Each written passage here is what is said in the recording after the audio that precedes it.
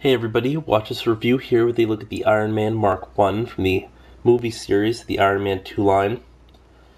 I don't believe that the Mark 1 was actually featured at all in the Iron Man 2 movie, just because the original armor was lost out in the desert, and then, if you'll remember, it was scavenged by, totally drawing a blank, but it was scavenged by the enemy, and then they used it to make the Ironmonger outfit, but don't let that stop you from making a quick cash in, and I am pretty happy that they came out with this figure just because it looks really awesome. So far, I think all the kind of plain Iron Man figures, such as the War Machines and the Mark 1 where they don't have a lot of paint, all look completely awesome, while the other ones kind of look sort of shoddy just because the paint is so off. So to date, I still have not picked up a single normal painted Iron Man for the red-blue outfit. A little sick right now, by the way, so probably gonna be a short review, but a little bit of a read up here. So, hey God, I'll get this thing open. You also notice that it took a little bit of damage. Basically, it fell off a shelf and something else fell off on top of it. I'm lucky that nothing broke, so count your small victories. The Mark 1, of course, comes with the usual set of cards. I didn't really notice or appreciate this before, but I guess each layer has a attack value on it. At least I assume it's an attack value or something. So when you're assembling them, they can be a little bit stronger. I'm not sure how the matchup works. I think maybe it's the blue borders are matched against the value on the other card. Like if they have blue, they have to match it to the blue bordered ones. I don't know. It's not really explained, and I haven't actually checked out that website. It was down the first time I checked. Not sure if it's been up since. He also comes with a missile launcher, because the movie series is more of a kiddie line, by which I mean they include these dorky little accessories instead of giving us cool props like in some of the other ones. This will attach onto his forearm and then it will shoot.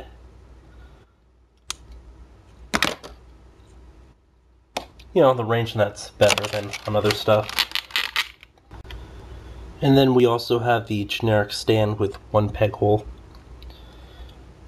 Now, as previously mentioned, the ones where they don't really go with a lot of different paints, like, by which I mean the colorful paints where they might bleed into each other, the figures come out looking a lot nicer just because there are so many different paint errors on these.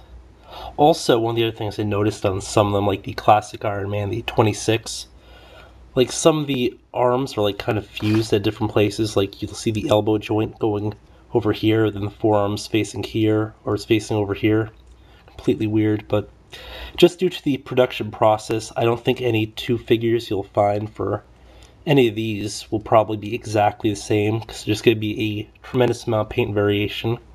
Kind of like on a lot of the NECAs, where they have especially the Bioshock lines, where you'll have all sorts of different variations just due to the production process. Which is cool because, as it's metal and stuff, I mean, it's not going to be terribly obvious, so like bleed. Although I like the look of this figure a lot, there's really not a terrible amount you can do with him just because the joints are incredibly stiff, and it looks like the armor just sort of restricts movement all over the place, but I mean, you can get it to go all the way. Just looks like it's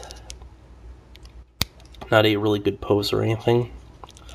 In terms of articulation, it's just sort of standard stuff, except for, in this case, not even the wrists will rotate. So it's just a ball-jointed elbow, ball-jointed shoulder, if you can actually get it out there. Again, it's going to be somewhat impeded, just because these shoulders are so huge. Or maybe it's just the joint stiffness, hard to tell. Now it looks like it's probably the actual armor pieces. Head will rotate a little bit, then go slightly up, slightly down. Rotating torso here. Then we have a ball-jointed leg. Again, it won't even really kick out because we've got these huge treads here. And then a ball-jointed knee, which has a slightly better range of motion, in case you wanted to pick Iron Man as having a broken leg for whatever reason. And then we have a ball-jointed foot here, but not going to do a tremendous amount. Goes out a little bit, rotates. Feels like it pivots a little bit side to side, but I think it's just joint looseness. And although he's one of the coolest looking figures out right now, I probably wouldn't heavily recommend him just because it's sort of a basic armor and it doesn't really work into displays terribly well.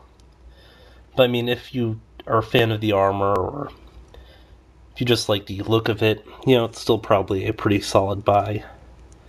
Because I suspect a lot of people probably just buy it then toss it into their Hall of Armor displays, even though, well, I mean, cause actually that's probably what's best for.